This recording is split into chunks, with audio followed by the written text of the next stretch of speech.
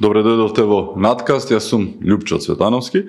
Имам чест во денешната епизода мој гостин да биде политикологот и универзитетски професор Владимир Божиновски. Добре дојде. Добре недев. Најпрво честитки за резултатите на анкетите кои што скоро целосно се поклопија со резултатите на локалните избори, резултатите на ИПИС, зборуваме на анкетите. Каква е тајната, која е тајната што ви рекле Владимир, бидејќи не е сефте, постојано сите избори си најблиску со ИПИС до изборните резултати.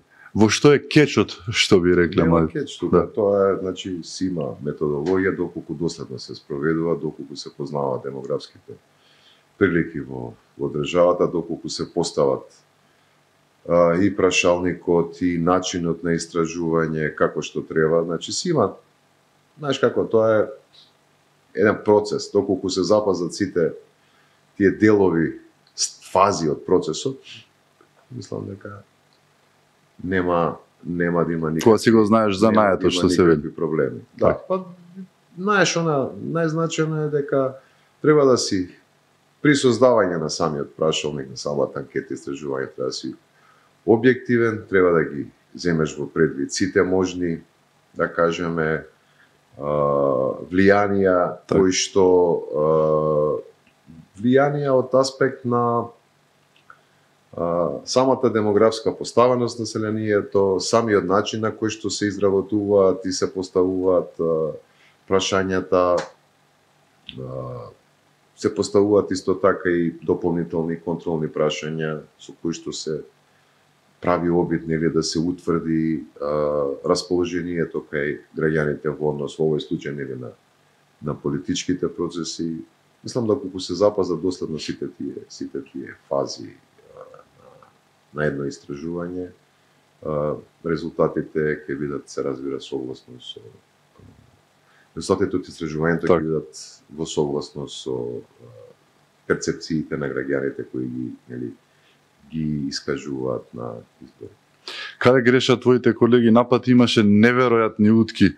Во што грешат? Во начинот, во пристапот, во примерокот, во спроведувањето на правилата? Еве, и самиот велиш едноставни се треба да се држиш до нив. Каде беа грешките? Имаше одстапување од 3-40 насто, тоа е неверојатно. Не? Или некој им ги напишал, да не речем. Вели, да. Знаеш дека не коментирам у принцип. Така да. Така да секој нели си има свој начин на истражување, своја методологија. Може да се појават и грешки, се разбира, значи ова сепак не е попис на населението, не земаме еден мал дел од популацијата, примерок преку кој што се обидуваме да ги дознаеме сите нели оние перцепции, особено поврзани со изборите или со поддршката на одредени политички ентитети, така да може да се појават грешки. Проблем е доколку тие грешки не се ненамерни или последица нели на одредени влијанија кои што можеби не се земени во предвид, туку доколку се прави обид нели да се фаворизираат одредени политички субјекти. Тогаш е навистина проблем. А инаку грешки секогаш, знаете како многу фактори, особено во Македонија, ве видите, прво ние немаме попис кој што може целосно да ги потврди демографските текови во државата. Значи има одредени сериозни сомнежи околу пописот. Имаше дел од луѓето кои што воопшто не се попиша. Не знаеме точно колку луѓе живеат во државата. Тоа се работи кои што во одредени други држави истражувачите воопшто немаат проблем, значи не се соочуваат со тие проблеми. Има попис кој што е релевантен приказ на населението кој што живее тука. Кај нас и пописот се политизираше. Избирачкиот список е многу поголем од реалниот, така да не се лажи. Добро, избирачкиот список е не само кај нас, во сите оние имигрантски држави, каде што имаме нели еден тренд на одлив, континуиран тренд на иселување, избирачките списоци се поголеми и во Србија, така и во Бугарија, во Хрватска и генерално во сите балкански држави и останат источноевропски држави каде што каде што има иселување. Она што треба да се направи е да на некој начин се утврди кој е тука, кој не е тука, не за да му се одземе правото на глас, тука едноставно да може да биде додаден на список онаму каде што живе и евентуално да се пристапи кон подготвување на електронско гласање. Значи, знаете како, имаме, ние ги повикуваме иселениците, оние кои што имат македонски пасоши, да гласаат на изборите, но за голем дел од нив гласањето е пат од неколку стотици до неколку илјади километри. Треба да се направи напор, со современите се разбира електронски алатки, да се подготви еден избирачки список на оние кои што се надвор, а кои што имаат право на глас, и они да можат електронски да го остварат своето право на глас. Имаме предвидено 3 пратеници диаспората и убаво е кога и диаспората би имала директни представници овде каде учество. Повеќе ќе се поврзе. Да, со тоа да нивното учество сепак од друга страна би било до некаде ограничено, затоа што говориме за 3 пратеници, мислам дека тука нема да има проблем. Ке локалните избори имаме еден друг проблем, а тоа е дека не правиме разлика помеѓу парламентарни и председателски избори со локални. Локалните избори се за локални проблеми. Во голем дел од Западна Европа, например, на локалните избори гласа населението кое што живее во моментот во одредена општина или регион. Значи, без разлика дали има македонски пасош или не. Она што е значено е дека доколку ти си поминал одредено време во некоја општина, живееш тука, плаќаш тука даноци, имаш тука резиденци на одредена општина, ти треба да имаш право да гласаш за локални избори. Така да, на тој начин, ти директно, оние кои што живеат во таа општина, директно одлучуваат кој ќе биде нивен. А не Цирик да избира во Кичево.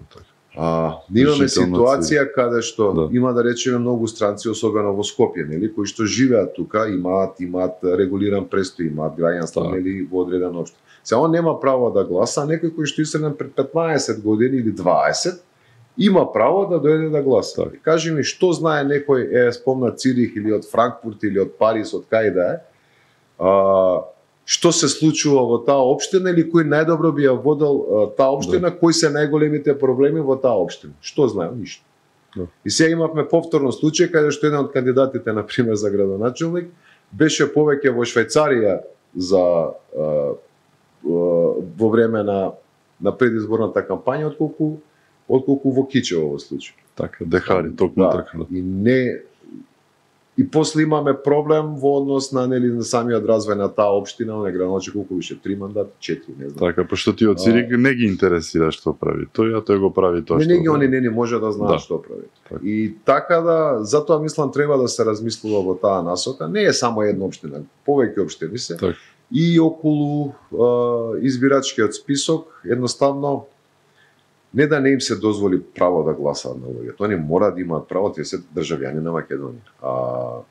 Но на парламентарни и на председателски избори, особено доколку се создаде една изборна единица, тогаш апсолутно нема никаков проблем. Ајве сега имаме уште еден проблем, значи и во поголемите општини од типот на Гостивар се случи да немаме цензус. Целиот тој регион така многу индикативно, не индикативно, тие се иселени, таму нема луѓе. Нешто треба да се направи, да се припојат тие Маврово, Ростуша, Центар, Жупа и компанија. Која е логиката таму? Логиката е дека треба да се седне и на некој начин да се направи обид, да се групираат општините. Не е само проблем во однос на гласањето или во однос на тоа дали е некој иселен или не. Проблемот е дека голем дел од општините не се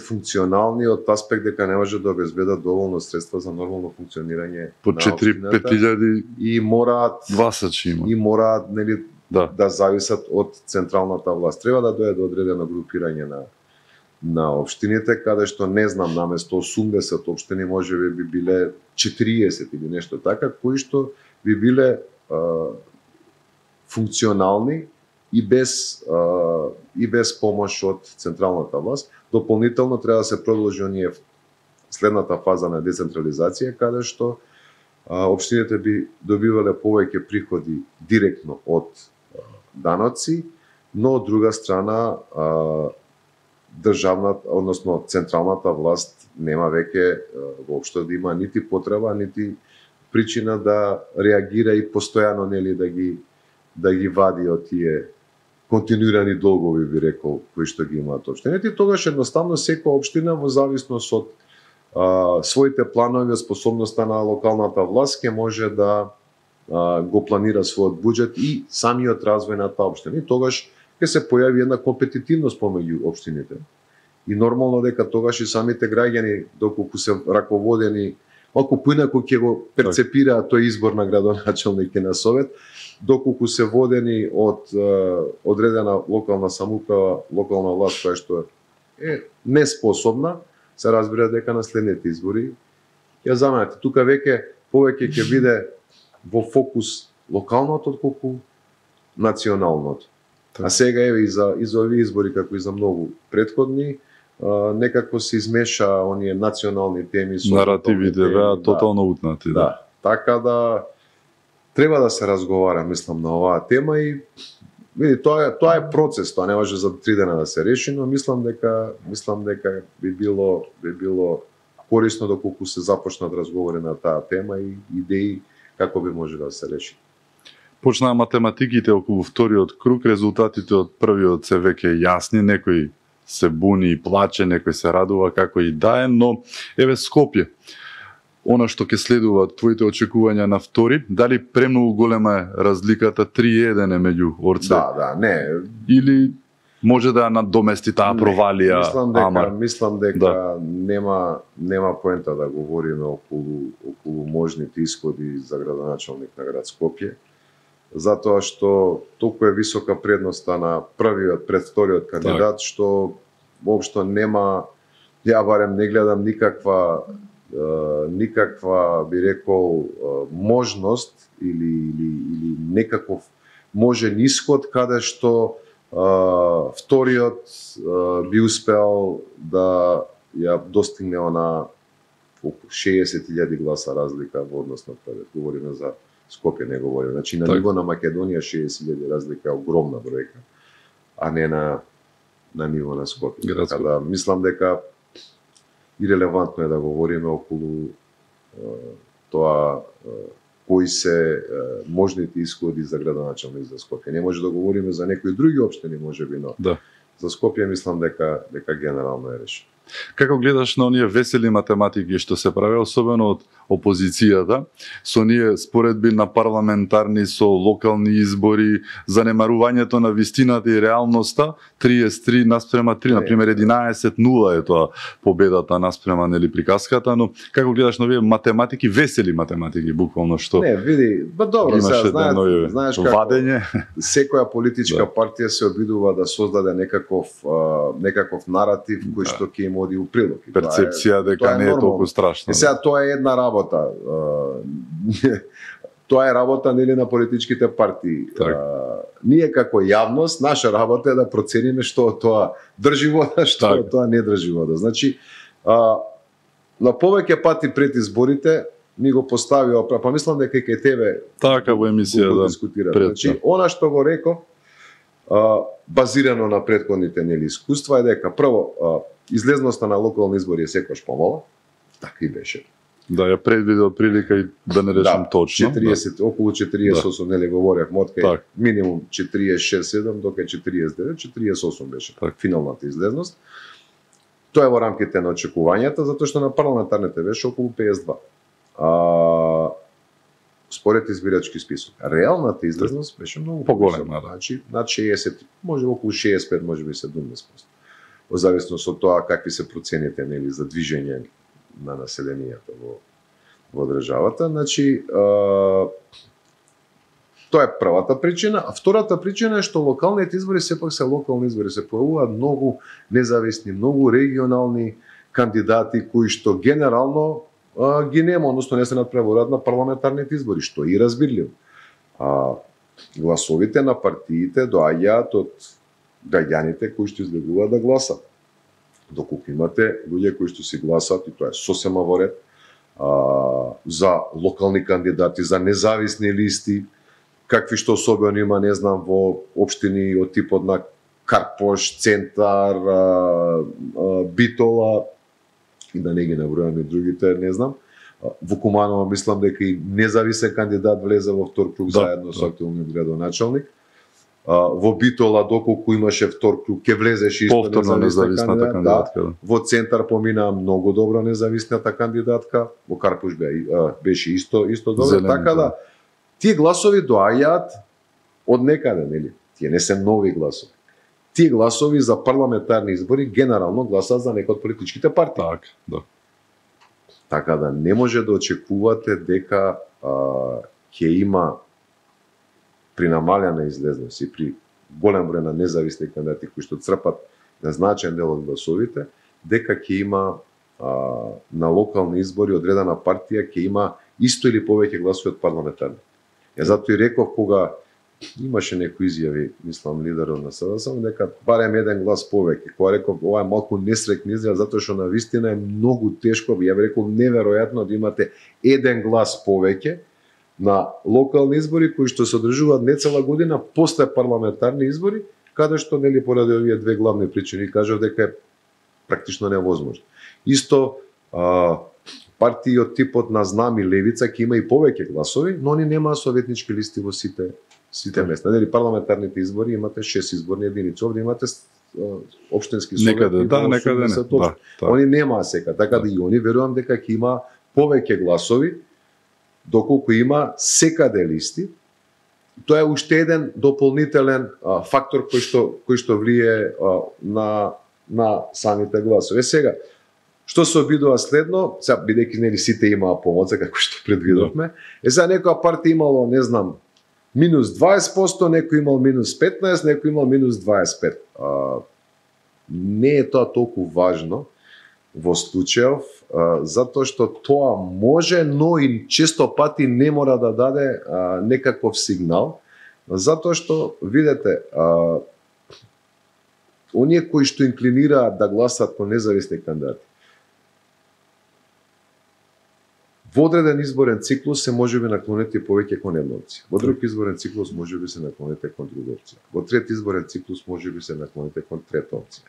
Генерално, нели, предпоставката е дека би требало да има некаква симетрична дистрибуција на тие гласови од сите партии, но не е така.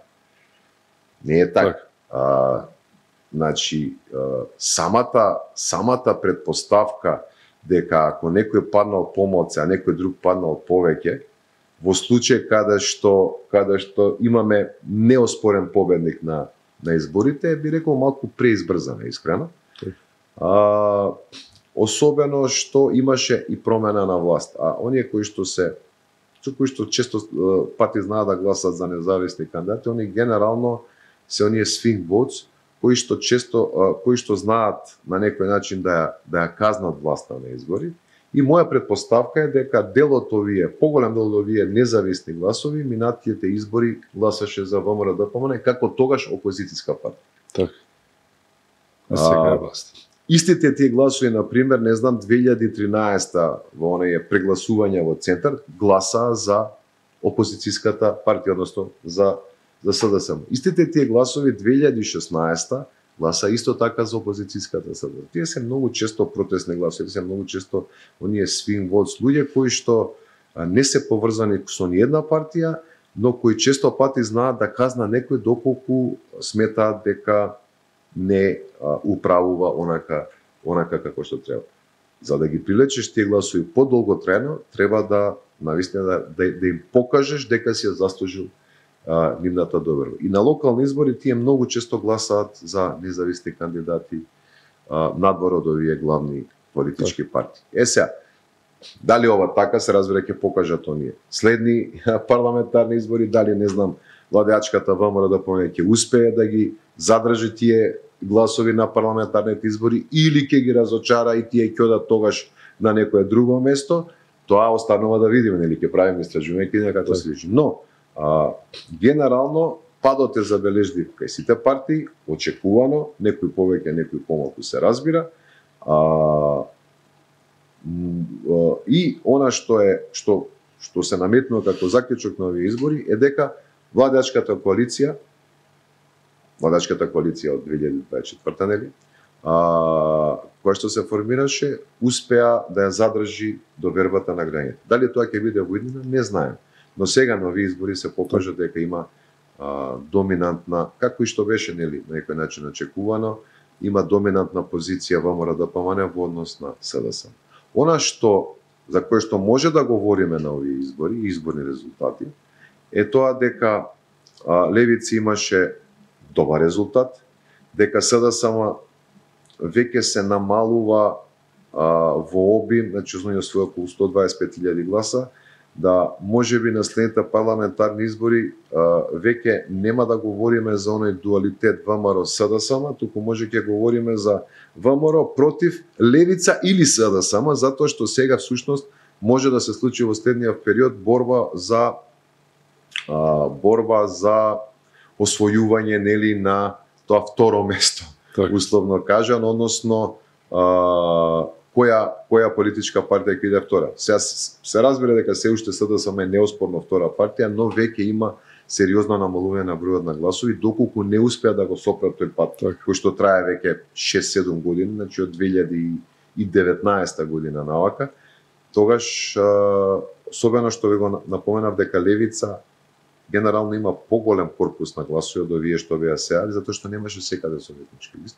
Тогаш веќе можеме да говориме за навистина една компетитивност не помеѓу ВМРО и СДСМ, помеѓу првата и втората, без разлика кој е прв, кој е втор, туку помеѓу борба за влез или за зачувување на позицијата второто место. Да. Што е многу значено. И втората работа што е значена изборите е дека вреди коалицијата успеа на некој начин да докаже дека е заслужено владин партнер, дека има легитимитет од избирачите, затоа што тоа беше еден многу сериозен нели тест. Овие избори беа она што главното прашање беше дали Вленки успеа да го заслужи легитимитетот од граѓаните, од нивните избирачи. Они успеа у тоа. Тоа е она за кое што ние можеме да говориме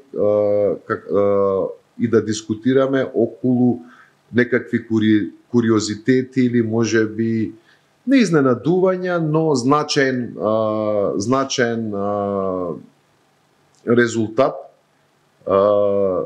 кој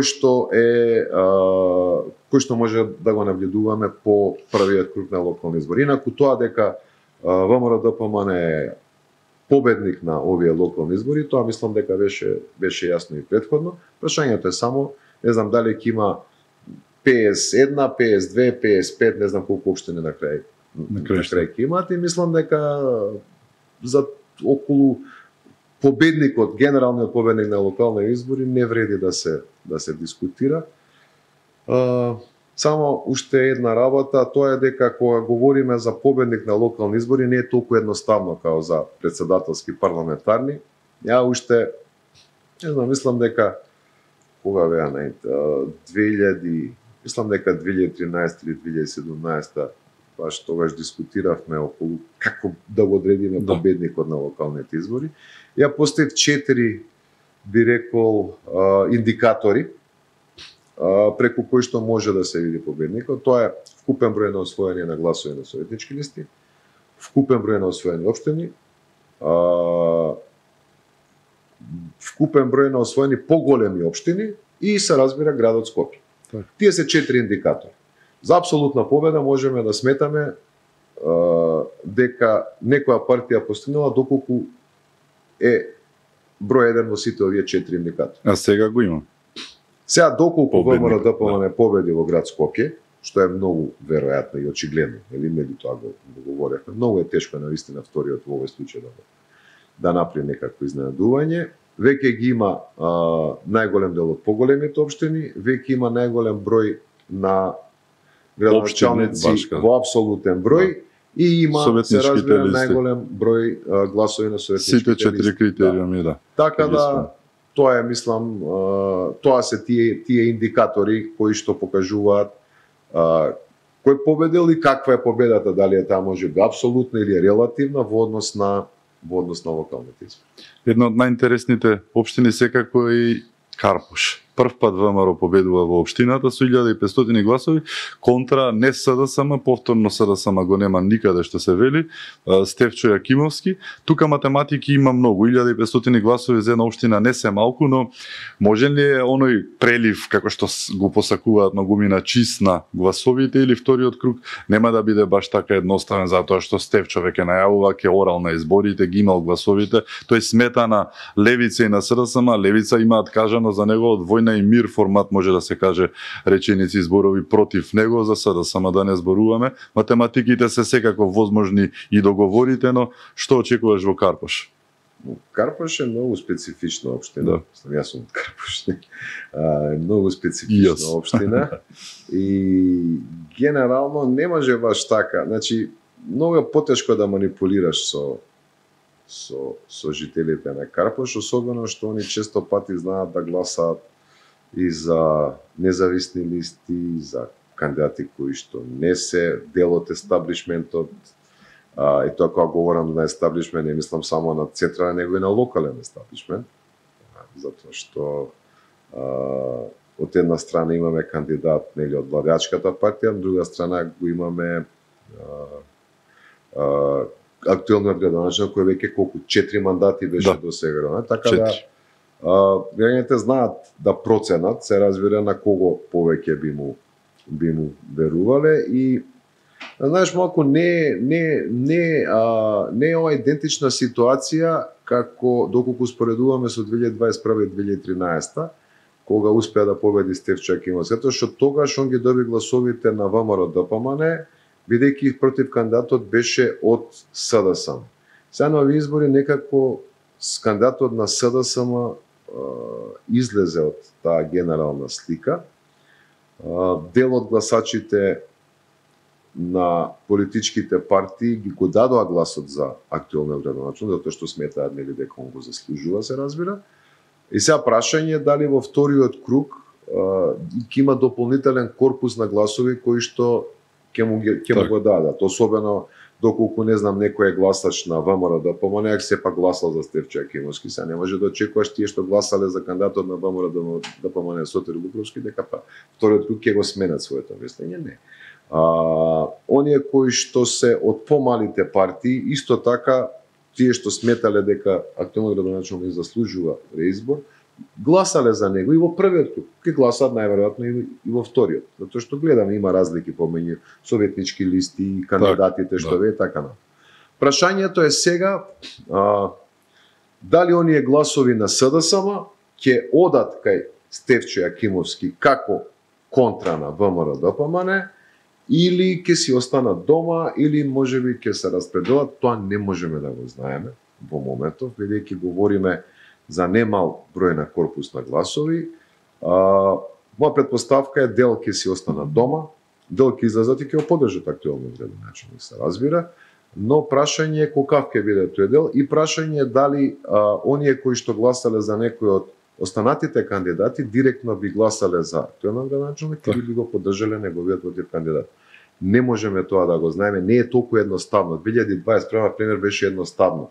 Имаше 3 кандидати, испадна кандидатот на ВМРО ДПМН, целиот корпус на ВМРО-вски гласачи отиде кај Стефчо Јакимовски, и тогаш беше борбата и за перцепција, значи кој ќе биде победник на тие избори, СДСМ беше владеачка партија, ВМРО беше опозицијска партија, така да тогаш беа поинакви условите. Сега мислам дека се јасни работите и дека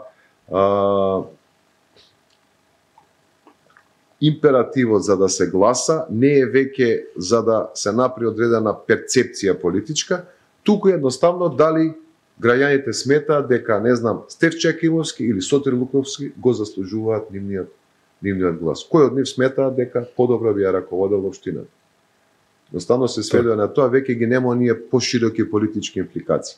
Затоа не можеме ние да ги споредиме овие два или и претходно 2013 3 изборни циклуси, тука едноставно се остава на тоа дали граѓаните кои што гласале за останатите кандидати сметаат дека еден од овие двајца прво заслужува да се гласа за нив, што сметаат дека не се заслужува, делки си останат дома да се разбере. И второ, кон кој би ги насочиле своите гласови. Во однос на другите општини, каде мислиш исто така дека ќе биде најинтересно што се вели? 44 во првиот круг? Да, центар ќе биде интересно. Тука има подршка актуелно од градоначелник кој што од СДСМ. Иако искрено мислам дека он повеќе има подршка заради својот личен интегритет од Куку. Заради тоа што е член на СДСМ, така да и самата кампања беше некако така поставена, каде што се направи една дистинкција меѓу на генерална кампања на СДСМ, која што и не беше баш така не е веќе баш реклама да си од СДСМ. Многу убедлива и Горан Герасимовски кој што си имаше своја кампања, кој што е актуелен градоначелник, кој што успеа нели да освои релативно висок број на гласови, кои што пазите сепак нема гарантираат победата, но му даваат една сериозна предност за во вториот круг. Има други општини кои што имаат сличен број гласови, не знам, Чешиново, Блешово, Пробишти, Питака натаму, не знам, Валандово, имаше повеќе. Сега тука е прашањето дали оној бран кој што се создава после првиот круг, ако имаме апсолутен победник, имаме тука апсолутен победник, дали ќе има влијание и какво ќе биде влијанието, затоа што сме сведоци дека во изминатите изборни циклуси, генерално ако се создаде тој бран, тогаш во вториот круг многу се поголеми шансите да победи кандидатот, особено во помалите општини, на партијата која што е перцепирана како победник. Така беше 2021 за ВМРО-ДПМН, така беше 2017 за СДСМ. Ќе видиме дали сега истото ќе се случи. Очекувањата се дека сепак тука поголема корист ќе има ВМРО-ДПМН како некаков апсолутен победник во првиот круг од изборите. Сега има некои други општини каде што за многу малку гласови не беше не победи нели кандидатот во првиот круг, например во Виница мислам, не знам, 20-30 гласа. Така да. И во аеродром беше многу тесно. Иако аеродром е јасно работата. Аеродром, не сакав да кажам во тој тип на општини кои што каде што кандидатите од партијата која што има апсолутна победа се многу блиску, односно за малку ќе победи во првиот круг. Мислам дека тука е јасна ситуацијата и генерално не се очекуваат некакви изненадувања. И затоа велам, знаеш, има повеќе, сега има многу општини кои што во втор круг, но не е состојбата еднаква кај сите. Имате и затоа направивме нели една дистинкција во однос на тоа кај може да се очекува поинтересна битка, каде генерално веќе се познати следните градоначалници, треба да се потврдат. Кочани е многу заради трагедијата, многу специфично исто така, таму имаме големо водство на кандидатот на ВМРО-ДПМН, следен е тој независниот кандидат кој што е актуелен и кој што ми потврдија извори лично се јавува по Кочани, да, се сретнал со Заев во визбата на поранешниот градоначалник од СДСМ хотелот Сити, не се ми потврдија луѓе дека и отишле да ги сликаат, ама ги враќале од обезбедувањето на Заев, не се, но што очекуваш таму, дали таму може да се надополни оној гапона дупка која што ја има Венко, не Филипче, туку Крстевски во овој случај, кој што сега очебино бара подршка од СДСМ и останатите, или добро, види, Радко сепак води, Владко всушност води многу повеќе.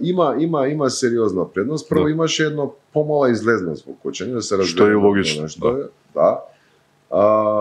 Второ, видите, перцепцијата зависи дали граѓаните сметаат дека едниот или другиот ќе води општината подобро. Генерално на тоа се сведува. Нормално дека независниот кандидат дека ќе се обиде да бара поддршка од сите социјални лидери. Мислам дека е разликата сепак сериозна и иако не го исклучувам, сепак генерално се помали шансите. Не заради друго, туку само заради тоа што има сериозна разлика. Сега исто се поставува прашањето дали ќе успее овој независен кандидат да ги обедини останатите кои што излегува и тие гласови да се прелеат кај него. Не знам, не можеме да го знаеме тоа сега.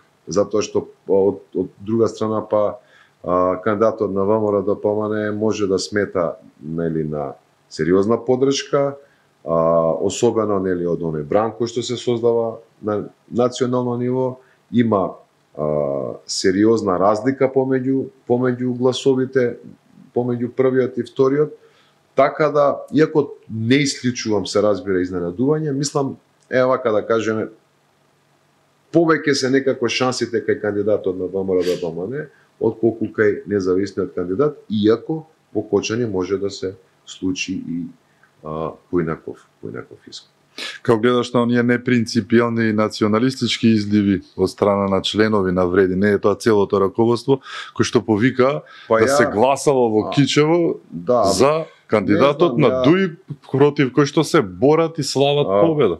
Проблемот со тој наратив е дека нели целата поента на овие избори кај Вреди беше да покажат дека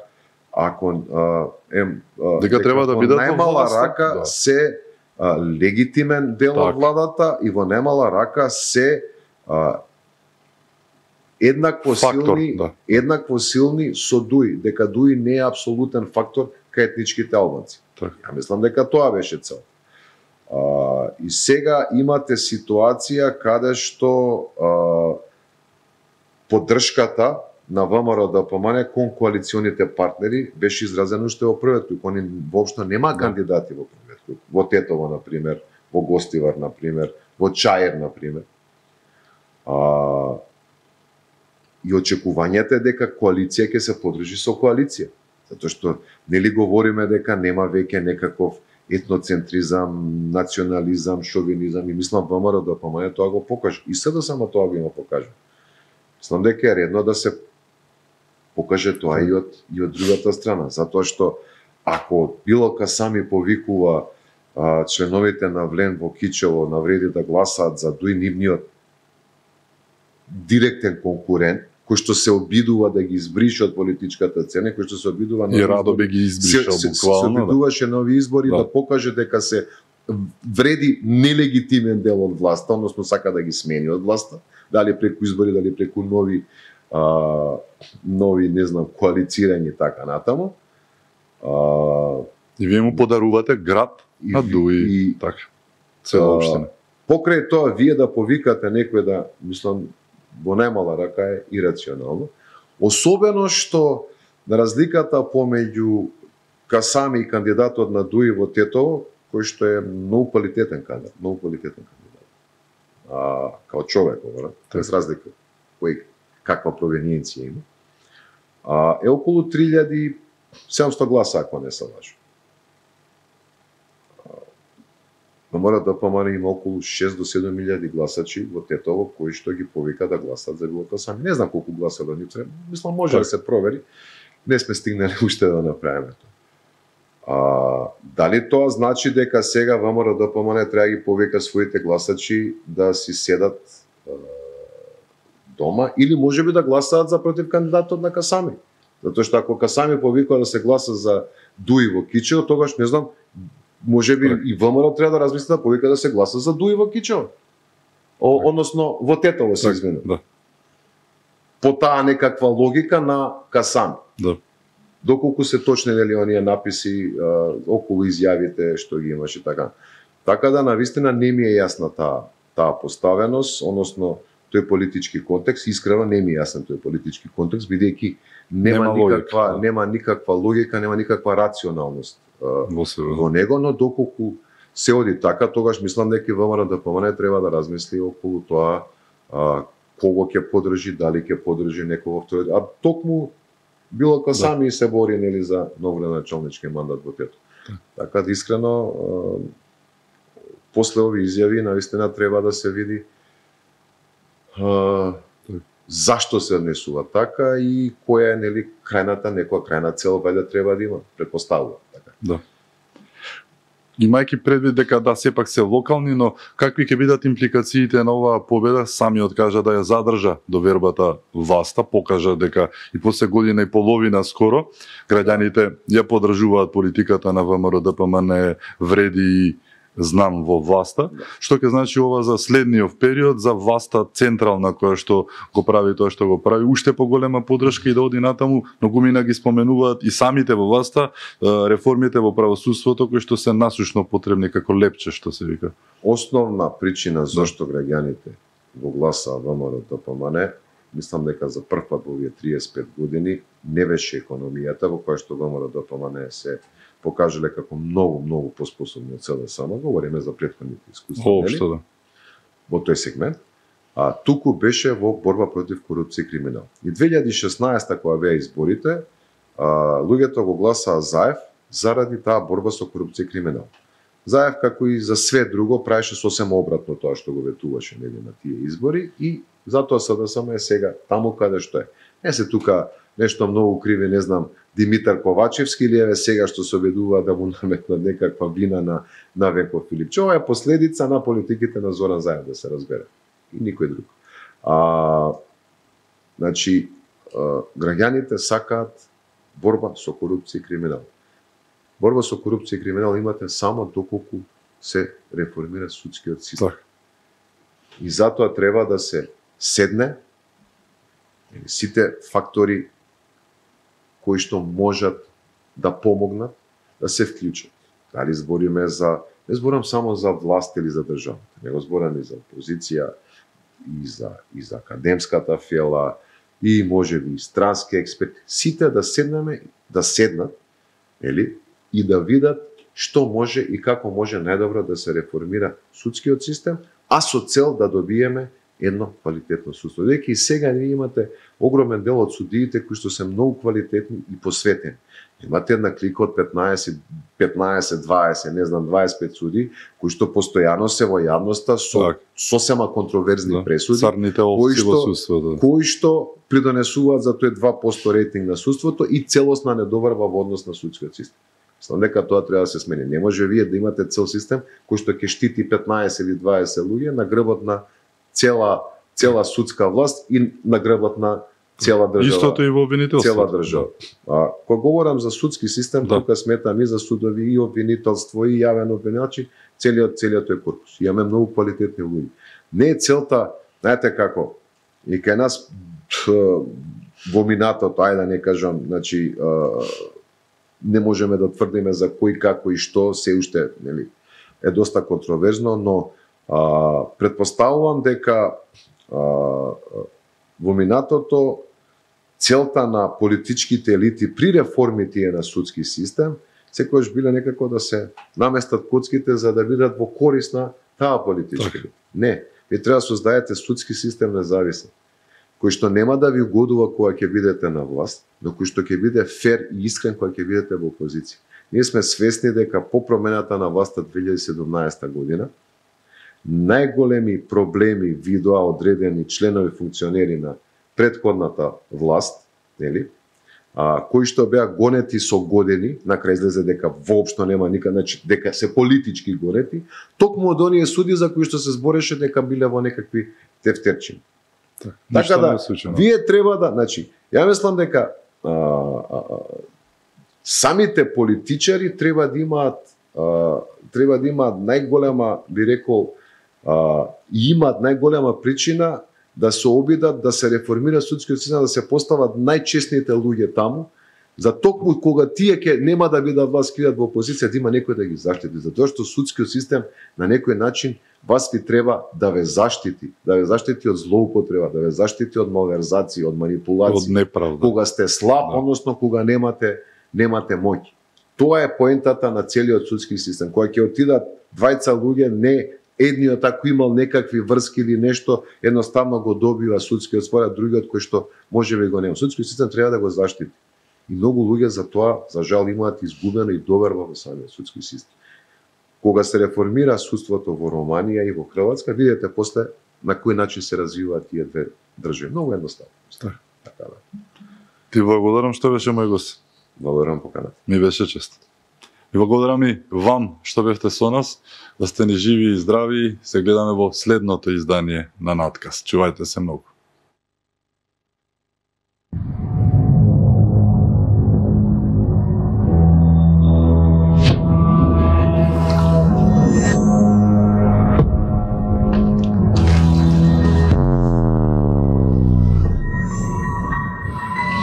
Hvala.